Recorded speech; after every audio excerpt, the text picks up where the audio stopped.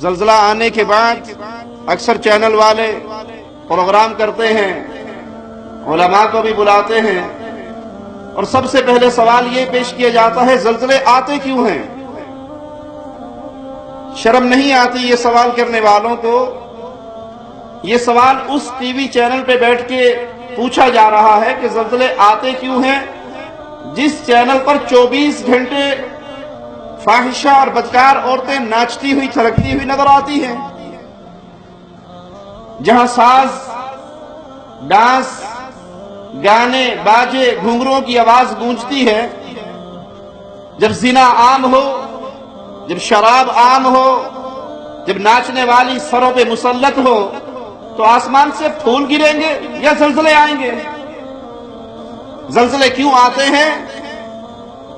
جب اللہ کو ناراض کیا جائے تو زلزلے ہی آتے ہیں، اور اس موقع پہ جب زلزلے آئیں، طوفان آئیں، مصیبتیں آئیں، عذاب آئیں، تو یہ سوال کیا جائے زلزلے کیوں آتے ہیں؟ اپنی اداؤں پہ غور کرو، زلزلے کیوں آتے ہیں؟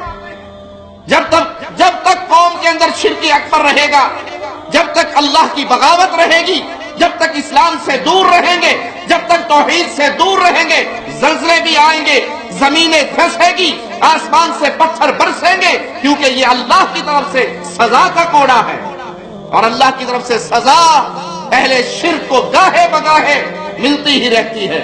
عقل مند ہے وہ جو ان سزاؤں کو دیکھ کر توبہ کرتا ہے، رجوع کرتا ہے اللہ کی طرف، معافی مانگتا ہے، اللہ کو راضی کرتا ہے۔ اور ظالم ہے وہ جس کو زلزلے کے جھٹکے تو اٹھا دیتے ہیں، اللہ اکبر کی صدا اذان اس کو نہیں اٹھاتی، الصلاۃ خیر من النوم کے واضح پر تو بستر نہیں چھوڑتا، زلزلے سے بلڈنگ لرزتی ہے تو بے پردہ ہو کے بھی باہر نکل جاتے ہیں، لیکن مالک کے بلاوے پر نہیں اٹھتے۔ لوگوں آؤ اللہ کی توحید کی طرف لوٹو، لا الہ الا اللہ کے فہم کی طرف لوٹو۔